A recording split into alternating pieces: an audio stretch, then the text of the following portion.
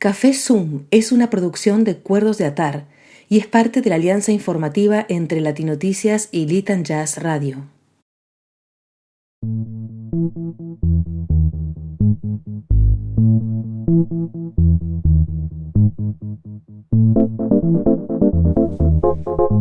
Hola, ¿qué tal?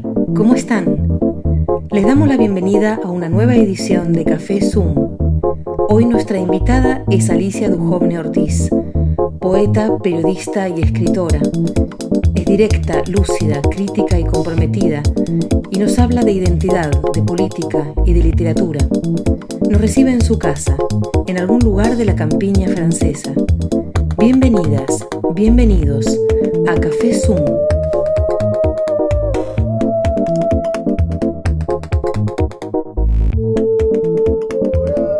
Tu padre fue agitador sindical. Tu tío fue nada menos que Raúl Scalabrini, uno de los primeros filósofos que buscaron el ser argentino. ¿Cómo ves tu formación como escritora desde la perspectiva de hoy y qué influencia tuvo ese ambiente en el que creciste? Bueno, por empezar, mi madre era escritora y para ella no podía haber nada más hermoso del mundo que ser escritor o escritora. Sí. Y me hizo leer muchísimo, y como ella trabajó durante años con una historia de la literatura europea de los siglos XIX y XX, 20 tomos, acá lo tengo en mi biblioteca. Leyó mucho siglo XIX, con lo cual debo ser una de las raras personas que hoy se hayan tragado tanto a literatura del siglo XIX, pero no me arrepiento. Además que yo la veía escribiendo desde las 7 de la mañana, pintadita con tacos y aros, cosa que yo no, todo el día. Es decir, que el ruido atronador de esas máquinas de carro grande que se usaban. Mi tío, Néstor Ortiz Oderigo, africanista, el hermano de ella, tenía un igual, y para mí entrar a una casa donde no hubiera ese ruido atronador era raro, porque trabajaban como locos. Eso me lo legaron, la capacidad de trabajo intelectual, ¿no? Y bueno, y por otra parte el ambiente era político inevitablemente, porque mi padre sí era agitador sindical, pero del Comintern, enviado por Moscú a Montevideo, al Buró Sudamericano de la Internacional Sindical Roja, en 1928, cuando todavía no estaba Stalin. Y a los que se confunden Comintern con KGB, yo puedo llegar a darles una trompada. Es decir, que por favor, no confundir, porque además en esa época Stalin todavía no había fundado el Comintern. Mi padre era agente soviético de agitación sindical, vamos a decir las cosas por su nombre. Sí. Pero yo estuve en San Petersburgo para escribir la biografía de mi padre, mi camarada Carlos, y hablé largamente con los dos especialistas rusos en la presencia del Comintern en América Latina. Y entonces, cuando me dijeron su padre fue un agente secreto, yo estábamos tomando vodka y me mandé una botella entera, y me explicaron, no, los agentes del KGB, que eran asesinos a sueldo, era gente que el partido oficial reclutaba porque se sabía que era gente a la que le gustaba el dinero. Ajá. Su padre hizo lo que hizo por placer y por fe, y ahí está toda la diferencia. Entonces, bueno, sí, en un hogar absolutamente literario. Mi padre además era editor, fundador de la editorial Problemas. Todo lo que él hizo fue cuidadosamente ocultado por el Partido Comunista, porque él renunció en 1947 y siguen diciendo que lo echaron. Bien, renunció. Es decir, que era un hogar literario y político, pero era también un lugar raro por la soledad, porque mis padres, los dos, eran comunistas y los dos se fueron del partido en el 47, 2 años después de que mi padre saliera de la cárcel de Neuquén, donde estuvo 2 años preso con todo el Comité Central del Partido Comunista Argentino. Mi mamá me llevó a visitarlo a la cárcel para que yo lo viera, para que me viera la verdad, ¿no? Porque yo creía que nos había abandonado. Bueno, mis padres eran muy corajudos, llevan una nena de 5 años a ver al padre preso para que vea la verdad. Bueno, cuando en esos años, ahora no es tan así, pero pensemos que eran los años del estalinismo, y que por eso se fueron del partido mis padres, Sí, por sí, el claro. estalinismo. Bueno, en esos años el que se iba del partido era un traidor, y en consecuencia a la casa del traidor no iba nunca más nadie. Es decir, que yo me crié en un hogar literario, político y absolutamente desértico, donde nadie más tocó el timbre de la casa durante toda mi infancia y adolescencia. No sé si Eh, tendrás algo más que preguntarme. no, no, no, bueno, es un ambiente bastante nutrido como para querer después Sí, contarlo, contar historias, sí, ¿no? Te fuiste de Argentina sí, en una sí. época, una de las tantas épocas duras de la Argentina, pero tal vez la más dura. ¿Qué fue lo que te movió a salir de Argentina y cómo fue que llegaste a París? Bueno, lo de París es medio obvio porque los argentinos soñamos con venir a París, y si Eso es sos verdad. escritor, te parece que llegás, salís a la calle y te encontraste con Balzac caminando. Bueno, Mm. ¿por qué salí? Yo trabajaba en La Opinión, en el diario La Opinión, que fue intervenido por el ejército. El director, Jacobo Timerman, fue chupado, como decíamos, no decir que no fue una cárcel normal, sino que estuvo en la clandestinidad, fue torturado, y el diario fue entonces, sí, eh, intervenido por el ejército, y tuvimos dos directores. El último era un militarote de apellido alemán, Ujú. y bueno, los escritorios de mis compañeros de trabajo se iban vaciando, porque muchos se iban a otro lugar y otros se iban al otro mundo. Bien, en ese momento a Macera, al almirante Macera, no se le ocurrió nada mejor que crear un diario para quedarse con el público lector de La Opinión, créase o no. Él quería reemplazar a un intelectual judío de centro izquierda como Jacobo Timerman y hacer su propio diario. Era tan de él el diario Convicción, porque a ese diario me estoy refiriendo, que nosotros en La Opinión lo llamábamos Il Corriere della Macera. Pero bueno, muchos de nosotros, y no voy a culparlos, porque, bueno, porque cada uno sabe lo que puede o no puede hacer, muchos aceptaron trabajar allí. Muchos de mis compañeros, los que no se habían ido al otro mundo ni a otro lugar, algunos aceptaron. Lo que pasa es que yo tuve una visión muy clara de lo que era ese diario, y también de lo que era ese país, por si necesitara todavía tener la visión clara, Ujú. cuando tuve que contestar al interrogatorio de un gordo que se llamaba Hugo Ezequiel de Sama, que está la gata detrás de la lámpara y en cualquier momento va a haber un desastre ahí. Bueno, No pasa nada, Hugo lo Ezequiel de incorporamos. Sama, sí, era el director del diario Convicción,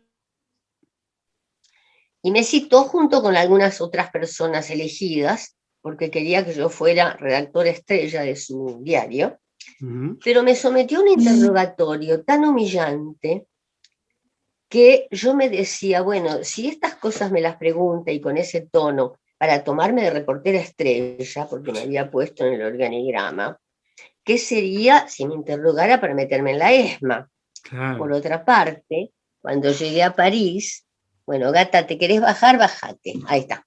Cuando llegué a París, hablé con Alberto Girondo, que había sido Monto, y le conté esto, y fue él el que me dijo, en primer lugar, vos siempre dijiste que no eras exiliada, querida. Si después de esa conversación te viniste a Europa y no entraste a Convicción, claro que te tenías que venir sí o sí. Pero además me dijo que en la ESMA había periodistas presos, como todo el mundo sabe, y Ujú. que varios de los artículos de Convicción fueron escritos en las mazmorras de la ESMA. O sea que, bueno, yo creo que eso es motivo de sobra para decidir irse. Un día llego a La Opinión, veo tanques del ejército rodeando el diario, para un puñado de periodistas ojerosos ahí, lo menos peligroso de la tierra, tanques del ejército. Y bueno, y entré y me dijeron, bueno, intervinieron en el diario. Y yo tuve algo que tengo algunas veces, que en este momento tengo, espero que no se note, con la primavera se me hinchan los ojos. Bueno, esa vez no fue por la primavera, tuve un ataque de alergia debido al ejército, no a la primavera. Mm. Se me pusieron así, como Mr. Magoo, y con los ojos en las manos. Eso se lo di una, una profesora que escribe su literatura latinoamericana en Viena, en Graz, de una serie de entrevistas que hizo a escritores argentinos. Con los ojos en las manos, me fui a ver al cana de la puerta y le dije, mire, señor, yo no puedo seguir estando acá, porque míreme cómo estoy. Ay, sí, señora, porque además eran hasta el generalote que se llamaba Ferman. Sí, señora, usted tiene una hija, yo también. Trataban de hacerse los simpáticos nosotros. Sí, claro, váyase a su casa. Yo me fui a mi casa, preparé una bañadera de agua tibia. Ay, ay, bueno. Bañadera de agua tibia, me metí en la bañadera y me dije a mí misma, bueno, este país por el momento se terminó. A ver qué hago. Yo tenía una hija de 13 años y estaba sola. Y alguien me contestó desde el fondo de la bañadera, ¿te vas a París? Y así fue. Me vine sola a París con una nena de 13 años, una bequita de $2000 o francos de la Embajada de Francia, y cero relaciones acá, y cero plata, y cero posibilidades de todo. Y bueno, trabajé muchísimo, publiqué apenas llegué, a los 6 meses ya estaba publicando mi primera novela en el Mercure de France, y maravillosamente bien y maravillosamente mal, como deben ser las vidas humanas. Les 60 minutes qu'elles sont en fin de journée, c'est un temps qui passe trop vite avant d'aller se coucher. Elle lui raconte des histoires d'une princesse dans son palais. Si hoy día esos recuerdos de la Argentina oscura habitan con vos en tu vida cotidiana, más allá de que preguntadores inescrupulosos te los traigan a la memoria. Y claro, ¿cómo no van a evitar? Son cosas que quedan ahí para siempre. Si, imagínate si quedan para siempre las historias de familia, las historias dramáticas de familia, la historia de mi familia judía ucraniana, que sufrieron por los pogrom y que por eso se fueron a la Argentina gracias al barón Hirsch, y mi abuelo que se suicidó cuando llegó a las colonias, bueno, tiempo después, porque La Pampa le pareció muy grande, bueno, no era solo por eso. Si uno carga con todo eso, carga con los dramas de su historia familiar, cargué con el drama de mi padre, verlo durante años de años sentado en un sillón, con unos ojazos verdes así, puestos en la pared, como si ahí se reflejaran historias vividas por él en Moscú.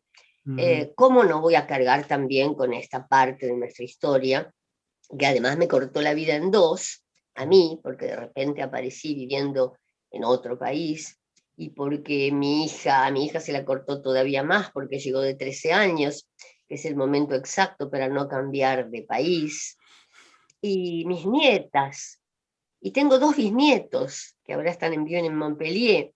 Bueno, todos ellos siguen cargando con esto. Mis nietas se hicieron, bueno, mi hija nació en la Argentina, pero mis 2 nietas estuvieron un tiempo en la Argentina y son absolutamente argentinas. Nacieron en Francia, no se consideran francesas. Mis bisnietos, bueno, saben perfectamente español. Hay uno que todavía no sabe perfectamente nada porque tiene 3 años, pero el otro tiene 11. Es decir, que es un corte.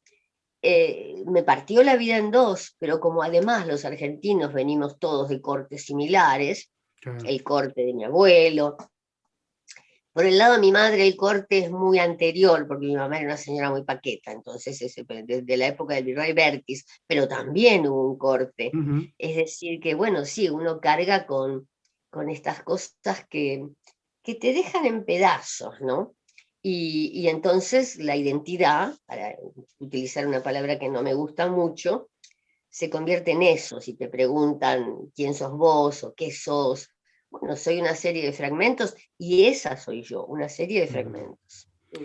Hablando de la identidad, tu tío Raúl Escalabrini Ortiz, que fue uno de los primeros filósofos modernos argentinos, hablaba del hombre de Corrientes y Esmeralda como el prototipo del argentino. ¿Crees que hoy en el siglo XXI Claro. se puede hablar de un prototipo de argentino?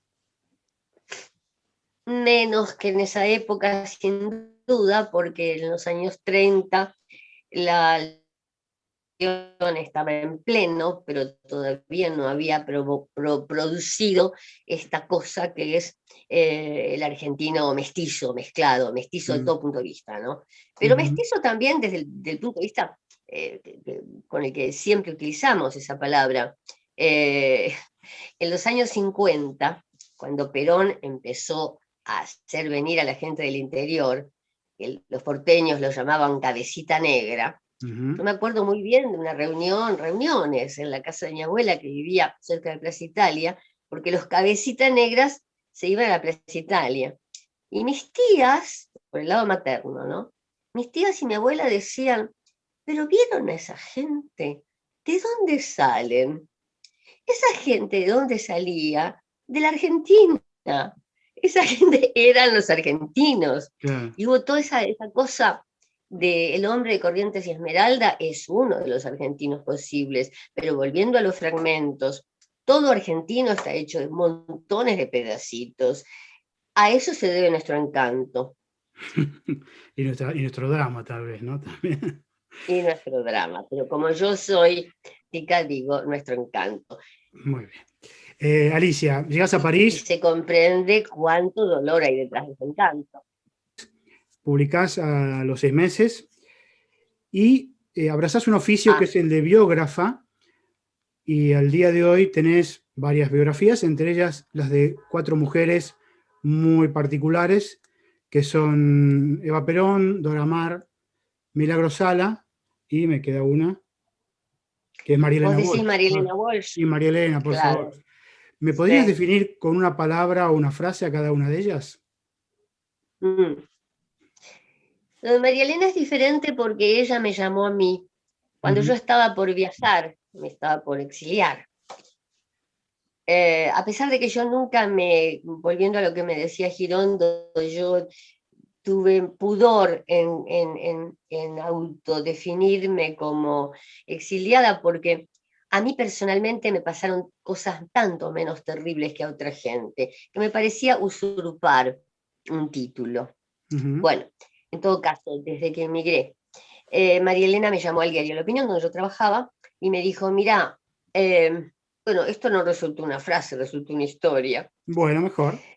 Mira, me piden de una editorial española que escriba sobre mi vida, pero yo soy muy tímida para hablar de mí misma. Y te leo en La Opinión, me conocí, además te elegí si querés escribir vos mi vida. Yo dije, pero María Elena, dentro de un mes me tomo el bondi, me voy con mi hija, me fui, ya no estoy. Sí, como que tenés un mes, bueno, vivíamos muy cerca. Venite todos los días, hablamos, y así fue. Yo le hice una larga entrevista y además agregó, si no terminás de pasarlo en limpio, te lo paso yo en limpio. Y así fue. Eso fue la historia con María Elena, y bueno, fue un libro que no es exactamente una biografía, sino que es una charla. Y como yo era muy presuntuosa y muy arrogante, porque era no tan joven, tenía 39 años, pero bueno, siempre me creí joven. Era tan arrogante que yo hice un diálogo de igual a igual, ¿no? Yo no estaba como la pequeña periodista delante de una de las figuras mayores de la poesía y de la música argentina. No, yo le hablé, y creo que eso le dio gracia al libro. Debo decir... Eva Perón. Sí. Disculpame, voy a hacer un pequeño inciso. Quería que constara que el libro María Elena Walsh de Alicia Duhovne Ortiz ocupó muchas horas de mis 20 años. Yo he hablado de María Elena desde siempre. ¿Y vos crees que, antes de pasar a Eva Perón, que el reconocimiento que tiene que tener el pueblo argentino, la sociedad argentina, ¿es justo? Absolutamente. Es un personaje intocable. Y creo que eso viene, sin duda, porque muchos apreciamos la nitidez, la perfección de Diamante, de sus rimas, de su Mm, música. Y así era ella, era diamantina. mm, Y porque todos los chicos se acuerdan de María Elena, es decir, los que han cantado, y mis nietas y mis bisnietos han cantado Manuelita, no podrán nunca olvidarla, es decir, que se ha convertido no solamente en la gran poeta y la gran cantante que fue, sino en un personaje entrañable porque todos los chicos cantaron sus canciones.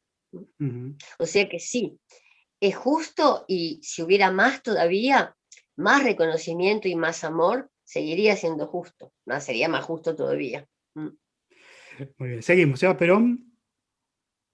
Bueno, Eva Perón, pero vos me estabas pidiendo que yo tipificara con una palabra. Bueno, una Bueno, palabra sí, lo que yo te surja, no, no.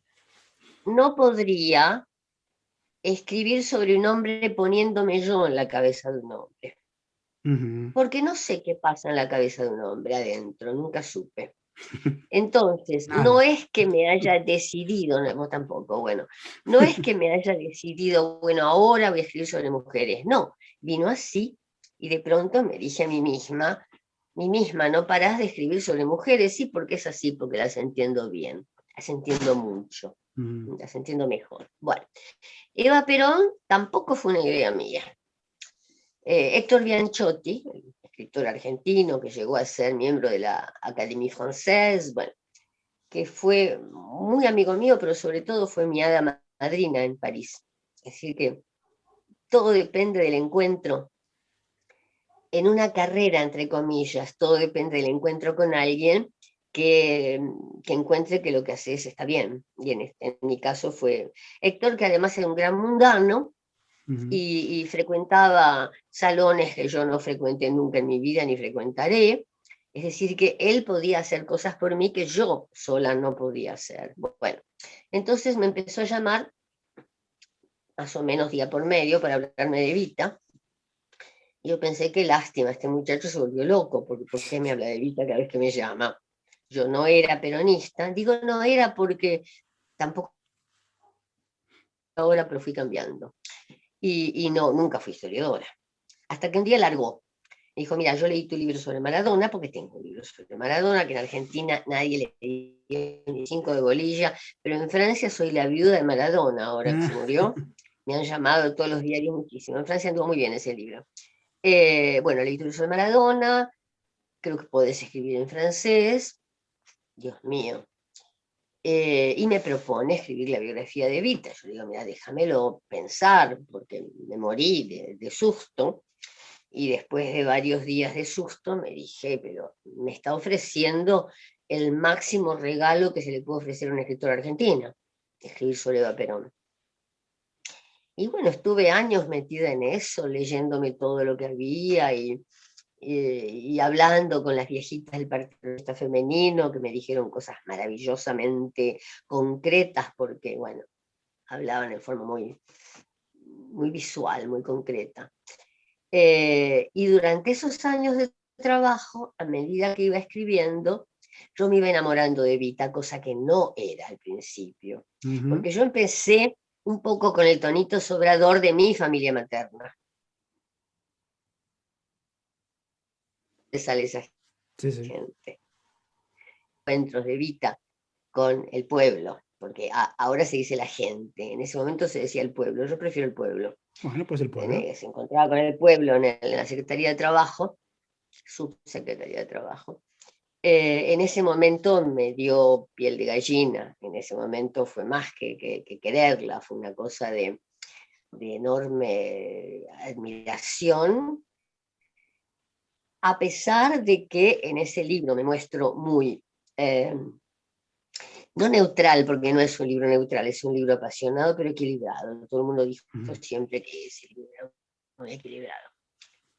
Y ahora acabo de escribir un monólogo, La procesión va por dentro, que Ajá. pasó sin pena ni gloria también, salió en 2019, justo antes del COVID, donde el agua hablara Evita. Ah. Esa es la gran diferencia entre la biografía.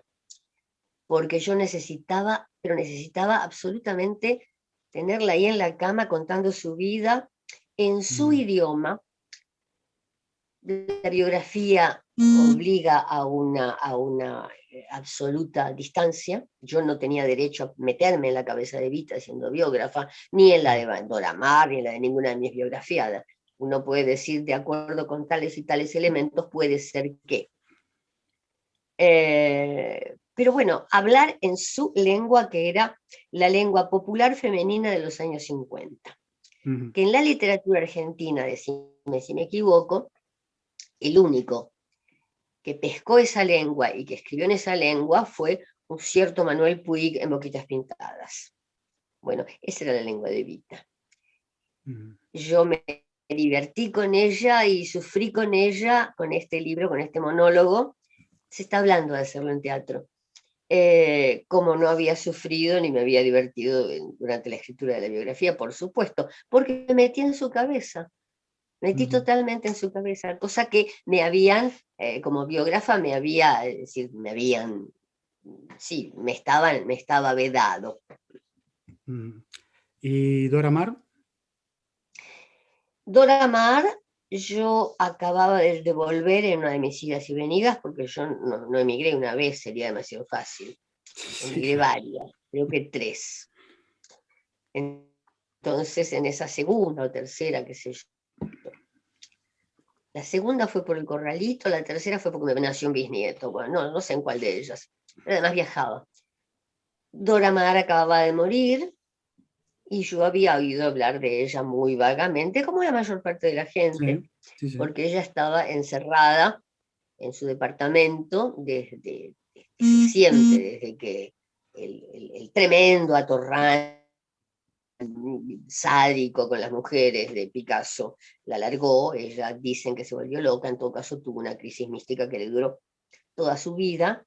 Se empezó a hablar mucho de ella y bueno, la imagen de una mujer que ha sido tan mirada por los ojos de Picasso, que ha sido destruida sistemáticamente y minuciosamente por los ojos de Picasso. Cuando uno ve todos los cuadros que Picasso pintó de ella, empieza por una linda chica y termina por un perro, o por un sillón, ella no atada al sillón, sino ella sillón. Bueno, una mujer que ha sido demasiado mirada y destruida por los ojos, por eso se llama prisionera de la mirada, Dora Maar, prisionera de la mirada, y que en un momento dado decide encerrarse para que nadie más la mire, yo la entiendo absolutamente. Y además, Dora Maar pasó su infancia en Buenos Aires, en el barrio de Belgrano. El padre trabajaba con Mianovich, era un croata, arquitecto. Ahí en Paseo Colón, frente al Correo, no es Paseo Colón, hay creo que ahora es un banco, hay una torre miradora con una forma hermosísima y una especie de luz en el medio. Eso lo hizo el padre de Dora Maar. Bueno, había montones de motivos. Una mujer que me hizo rabiar durante toda la escritura por su sumisión con Picasso. Hasta el último día de su vida, tenía 90 y pico de años, y un cura me contó que ella se presentaba como: fui la mujer de Picasso, cuando ella era una maravillosa artista surrealista. Y Picasso no la dejó hacer más fotografía, cuando ella en realidad era una gran fotógrafa y era una muy mala pintora. Y Picasso le decía: ¿por qué no pintás mejor? Para dejarla sin el oficio en el que ella era mejor. Bueno, eso es Dora. Mais ils reviennent de temps en temps d'avoir. Mais les 60 minutes qu'elles sont en fin de journée. ¿Te queda alguna mujer por ahí? Queda Milagro Sala. Milagro Sala. Fue un ataque de locura, del que no me arrepiento, pero fantástico. Porque nada en mí hacía. Yo escribí libros sobre temas sociales en Argentina. Tengo un libro sobre Diego Duarte. Diego Duarte, un chico de Misiones, cartonero, que murió enterrado vivo bajo una camioneta de basura en la colina del Seamse. Yo escribí sobre él. ¿Quién mató a Diego Duarte? Bueno, el tema social no me era ajeno, ni el político. Pero bueno, se han dicho cosas tan atroces sobre Milagros Sala que me llamo militante argentino de acá, yo formo parte más o menos de ese grupo, ACAF, de la CAF, Asociación de Ciudadanos Argentinos de Francia, y me dice, mirá, va a haber una reunión en la Casa de América Latina sobre los femicidios en la Argentina, que voy a hablar de eso, sí, claro. Y después muy tímidamente me dice, ¿no te gustaría hablar sobre Milagros Sala? Ya no sé, déjame pensar. Lo pensé como con Evita, pero además me miré todo lo que había en internet, que iban desde que era una asesina, chorra y degolladora de perros, porque también la acusaron de haber degollado perros, hasta la mujer que había sacado de la pobreza, del olvido de sí, porque de la gente, de la droga, de todos esos pibes y mujeres golpeadas, de Jujuy y de todas las pequeñas ciudades de la provincia, del olvido de sí, porque si son de origen colla o de origen guaraní, no lo saben, no saben nada, están en la desidentificación total. Y bueno, después de una semana le dije al militante, que se llama Carlos Schmerkin, no solamente quiero hablar de Milagros Sala, sino que quiero escribir un libro sobre Milagros Sala. O así. Me presentaron a las minas de edición de FAM, que agarraron viaje volando, y a la semana estaba arriba de un avión. Alicia, ¿de qué manera tiene que mejorar hoy todavía la situación de la mujer con respecto a la del hombre para encontrar, no igualdad, tal vez equidad? ¿O sí, igualdad? Equidad.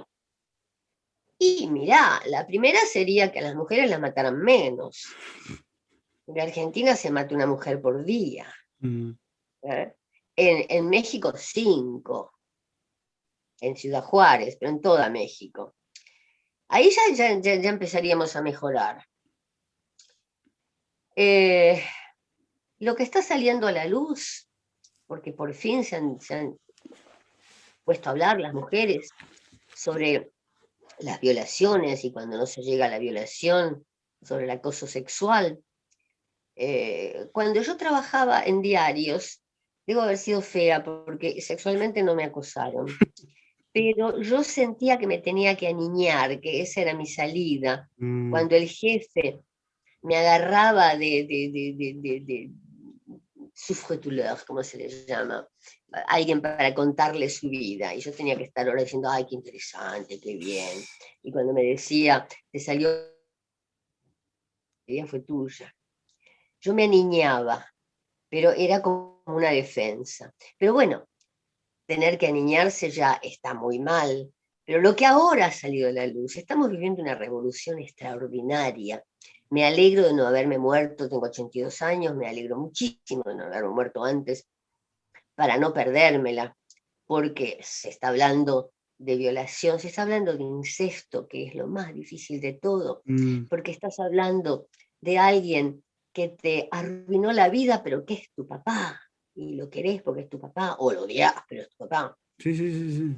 Es decir, que lo que está sucediendo ahora es fantástico. Vos me decís, ¿qué habría que cambiar para que se llegue a la equidad? Bueno, por empezar, que todos los dolores ocultos salgan a la luz.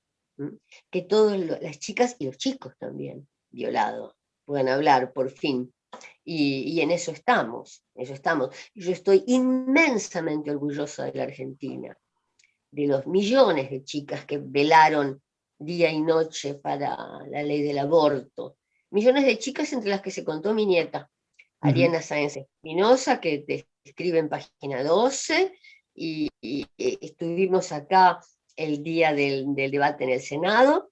Yo, tipo 2 de la mañana, me fui dando tumbos a la cama, ella se quedó hasta el alba, y me despertó a los gritos cuando salió la ley, que yo no me la esperaba.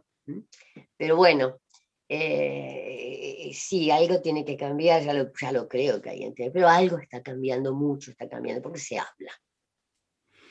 Alicia, para terminar, te voy a proponer un juego que lo proponemos habitualmente a los artistas con los que charlamos, que tiene que ver con la película de Woody Allen, Medianoche en París, en la que el personaje principal, que está interpretado por Clive Owen, se siente a disgusto en la época en que le tocó nacer y siente más bien que tendría que haber nacido en otra época y compartir París con Hemingway, con Scott Fitzgerald y con otros artistas. Si vos pudieras elegir pasar un rato, pasear por una ciudad en otra época y con otro artista, ¿a quién elegirías si jugarías ese juego? Podías no jugarlo, claro. Sí, la París de los años 20. Uh-huh. Conocer a Chagall, conocer a Matisse. Uh-huh. Pienso mucho en pintura. Porque, bueno, en los años 30 empezó el nazismo. En Alemania ya se sentía, y empezó, de todas maneras, había ya escritores importantes, como Drieux-Larochelle, no hablemos de Céline, franceses que ya empezaron a ser ardientemente antisemitas, pero en los años 20 todavía no. Y fue un momento extraordinario en toda Europa de creatividad que creo que no fue superado. En Moscú hubo una exposición en el Pompidou, París-Moscú, uh-huh, donde se veía el arte moscovita, ruso, de los años 20, que era una explosión, por eso te hablé de Chagall, pero no porque fuera todo folclórico, una explosión de creatividad, de color, bueno, tipo Kandinsky. Y después se pasaba a otra sala y ahí era como si cayera una nube negra, era el estalinismo. Bueno, en los años 20, sí, en los años en los que todo parecía posible. Alicia Duhovne Ortiz, muchísimas gracias por compartir este tiempo de tu vida con nosotros aquí en Café Zoom. Bueno, que esta pandemia se vaya y nos permita encontrarnos para compartir un café. Ay, sí, vamos en directo. Aunque sea con las vacas. Fantástico, muchas gracias. Un abrazo muy grande. C'est pour sa fille qui l'attend. Tous les choix qu'elle fait, tous les petits pas. Café Zoom llega a una audiencia potencial de 3 millones de latinos en el exterior a través de las emisoras aliadas Eurolatina, España, Latinos pero con Sabor, España, Canal Vista TV en Montpellier, Francia, Enfoque Now, Estados Unidos, y la red de radios y medios virtuales en Conexión Mundial CIR Radio. Les 60 minutes qu'elles sont en fin de journée, c'est un temps qui passe trop vite avant d'aller se coucher. Elle lui raconte des histoires d'une princesse dans son palais qui vit sans l'ombre des doutes, car elle connaît le bonheur. Tous les choix qu'elle fait. Hola, si querés seguir Café Zoom y la mejor información, no te olvides de suscribirte al canal de YouTube de Latinoticias y a Lit and Jazz. Salud y alegría.